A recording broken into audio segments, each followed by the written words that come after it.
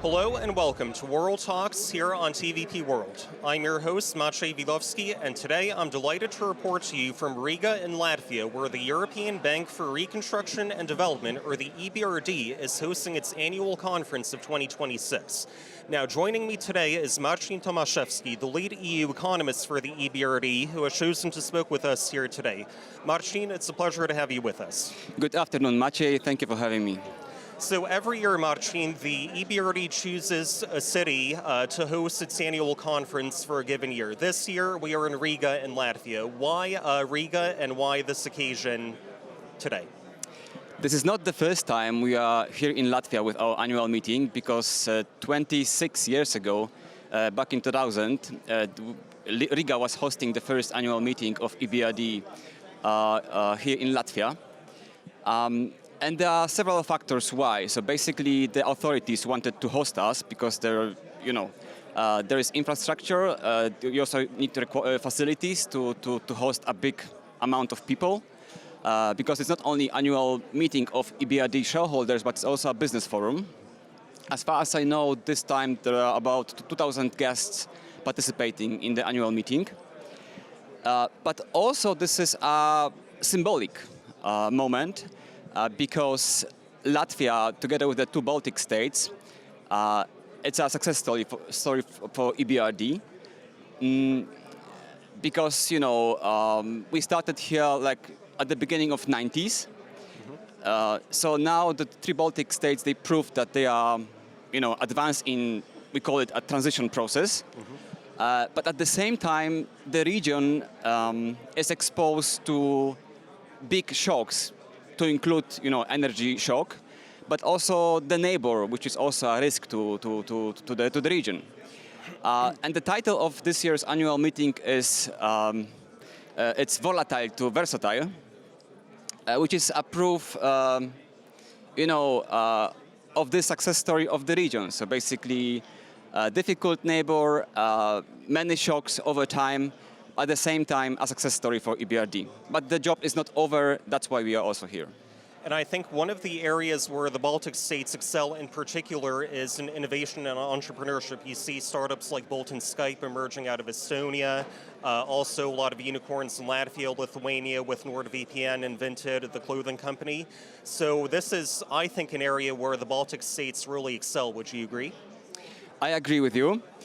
Because, for the case of small economies, they need to, from the very, very beginning, they need to think openly in a way that they don't only focus on their domestic markets, which are rather small, but they need to think globally.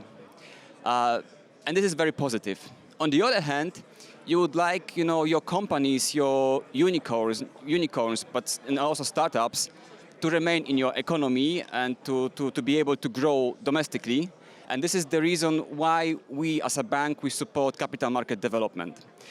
In case of Latvia, actually, the capital market is still shallow. It's only 1% of GDP. And companies, they still struggle to obtain financing to grow. That's why you see plenty of startups, companies, high technology companies going abroad, especially to the US. And the big task, of the region, but also a task of EBRD, because we support, this initiative, is to, improve the capital markets in the region and to mobilize the savings which are in the region, because we see that, people they save, and there are several reasons why they do that. To mention also, the security aspects. But they get more affluent, they accumulate savings, so this savings should be used to, for good investments, to make, those economies sustainable long term. Because at the moment, there is inflow of funding. This is the EU money, these are also investors, but still, this domestic investor base, it's something which is critical small. Yeah. to even enhance even more investment to the countries. So, speaking as an economist, how would you assess the current state of the economies in Central Europe? Because we see that many economies in the region, particularly the Baltic states, were heavily hit by the effects in the aftermath of the Russian invasion of Ukraine with high inflation, soaring energy costs. So how would you assess the economic current state of the region and the prospects for the coming years? What we see, and we also said that in our report, which we published only recently, our recent forecasts, that the growth in the region of Central Europe and the Baltic states, it's slowing. But it's not stalling. And at the same time, growth is significantly higher than in the Western European countries. So we say that this time, in 2026, growth of the region of Central Europe and the Baltics will slow down to 2.8% this year, while the recent forecast of the European Commission for the eurozone countries, it's only about 0.9, if I'm not mistaken. You're right. There are different shocks and risks on the horizon, including the energy shock. Starting with the Baltic states, maybe. So the hit is not, equal to all the economies, because luckily, for the case of Estonia and Latvia, they are very much well connected to the Nordic energy system, which is very much based on nuclear, on wind and solar, like very much on renewables, which are, this is something which became not a luxury, like to do renewables, but it's more, an answer to the risk. So basically, you buy safety, but also this way you can produce cheaper energy. So this is the case for Estonia and Latvia. While for Lithuania, in the energy mix, a much bigger chunk is based on gas. In particular, LNG, because we know that but Lithuania doesn't import gas from Russia anymore. And with the conflict in the Middle East and the the LNG crisis, prices went up significantly, and this is very much hitting the Lithuanian economy. But this shock is relevant for all countries because countries now need to compete, including with China, for cheaper LNG. And the question is how long this will last, because the longer it lasts, the more expensive it will be for the economies, and of course this will hit the economic growth. At the same time, this is a massive hit on the competitiveness of the region, because still there was the first wave of shock, energy shock, back in 2022.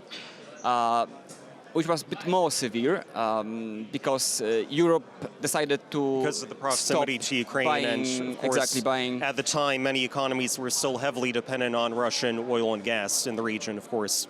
Correct. But since then, the transition was ongoing and countries were heavily, and they still do, they invest a lot in renewables. That's why, the heat this time is not that severe. And you can see that, like, in the energy prices.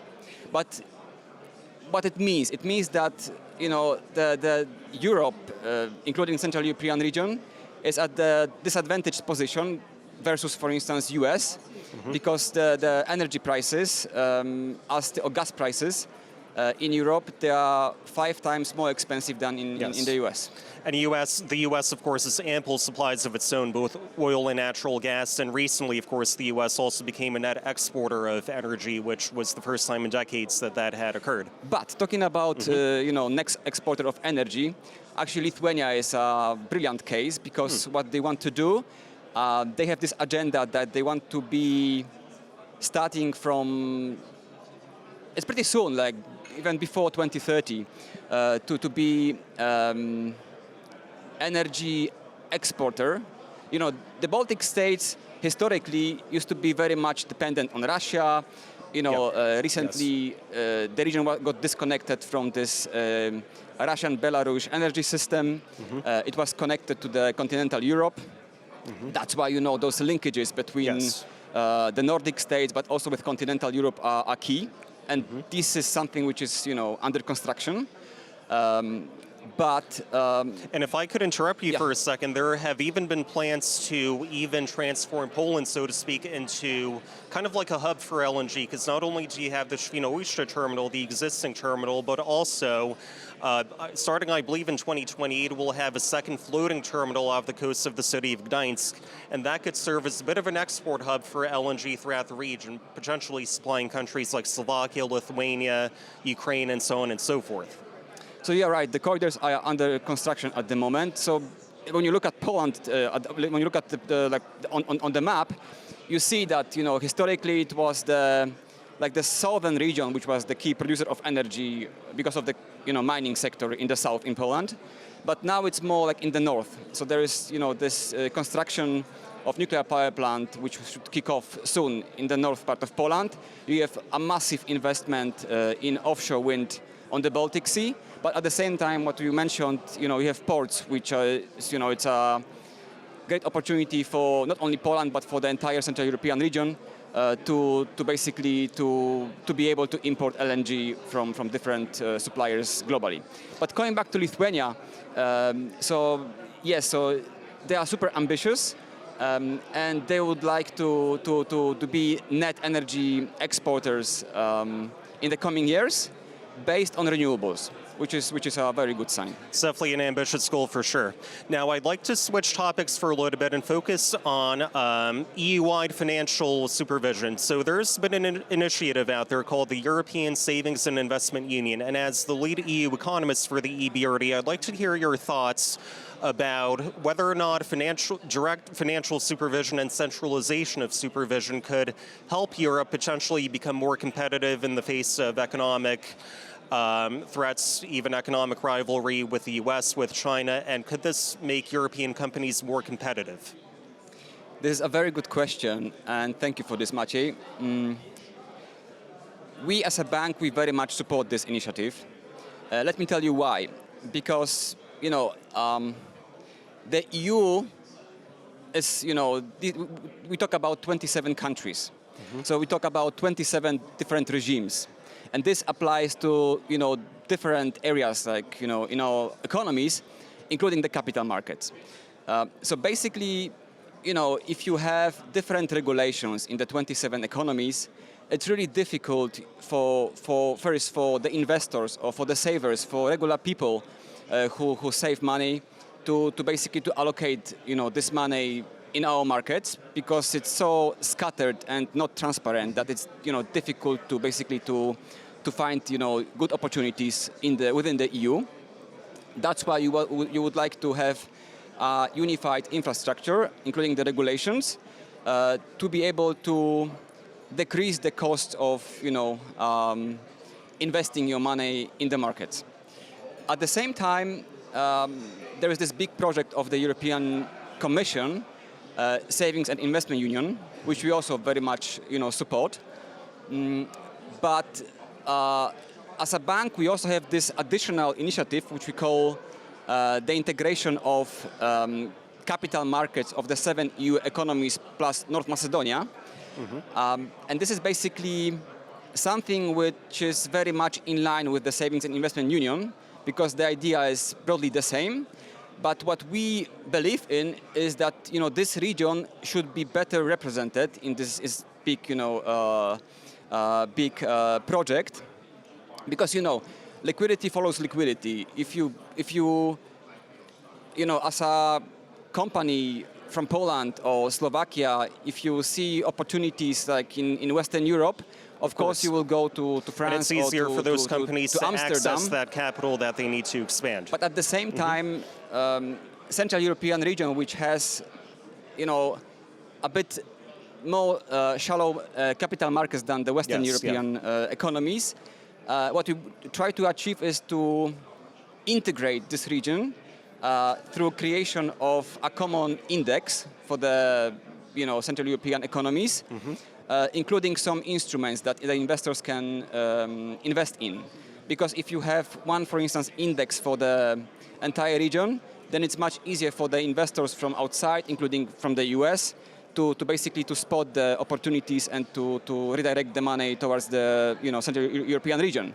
And this is also the case we have for the Baltic states, because here we were pretty much successful when it comes to capital market integration process. Very often we treat the region as a one, the Baltics, but in fact, we talk about three different economies. And I mentioned to you that, in case of Latvia, it's only 1% of GDP when it comes to capital market capitalization. But still, because there is one index for the three Baltic states, they are better visible on investors' map, and they can much easier and also cheaper attract capital from abroad this way. Well, Marcin Tomaszewski, the lead EU economist for the EBRD, thank you for sharing your insights, and it was a pleasure to speak with you today. Thank you very much. Please stay tuned for more coverage of the EBRD's annual summit in Riga, Latvia. This was Maciej Wilowski signing off for TVP World.